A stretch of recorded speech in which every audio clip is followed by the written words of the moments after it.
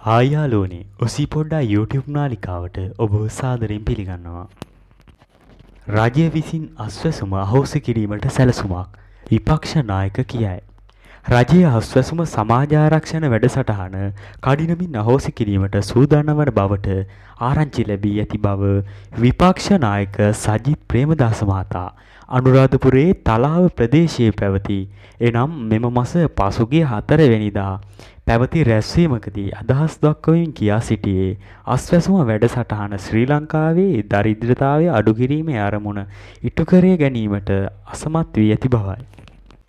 විපක්ෂ නායක සජිත් ප්‍රේමදාස මහතා තවදුරටත් අදහස් දක්වමින් පවසා ඇත්තේ සමාජ ආරක්ෂණ වැඩසටහනක් යනු දරිද්‍රතාවය තුරන් කිරීම, ආයෝජනය, ඉතිරි කිරීම, නිෂ්පාදනය සහ අපනයනය යන අංශ ආවරණය කළ යුතු වැඩසටහනකි. නමුත් අස්වැසුම මෙම අරමුණ සාක්ෂාත් කර ගැනීමට අපොහොසත් වී තිබෙනවා. අස්වැසුම වැඩසටහන 2023 ආරම්භ කරන ලද්දේ ආර්ථික අර්බුදයෙන් පීඩාවට පත් වූ ජනතාවට සහන සැලසීමේ අරමුණින්. ඒත් මෙම වැඩසටහන ආරම්භයේ සිටම බොහෝ විවේචනවලට ලක් වී ඇති බවට එහි බෙදා හැරීමේ ක්‍රමවේදය ඉලක්කගත පිරිස තෝරා ගැනීමට සහ ආර්ථික බලපෑම සම්බන්ධයෙන් ප්‍රශ්න එල්ල වී තිබෙනවා යනුවෙනි. ඉදිරියේදී අස්වැසුම සමාජ ආරක්ෂණ වැඩසටහන අහෝසි වෙයිද?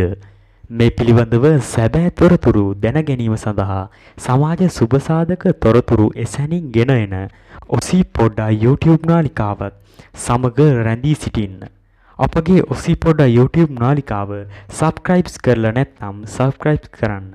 ඒ වගේම බෙල් බටන් එක ඕන් කරලා තියාගන්න. අපි වීඩියෝ එකක් අප්ලෝඩ් කරපු සැනින් ඔබට දැන ගැනීම සඳහා.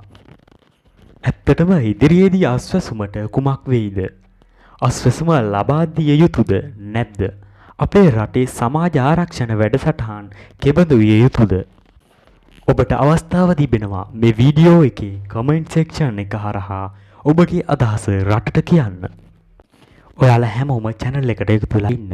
ඉදිරියේදී දාන විස්තර දාපු සැනින් බලා ගැනීමට අපව subscribe කරලා bell icon එක ඕල් දාලා තියාගන්න.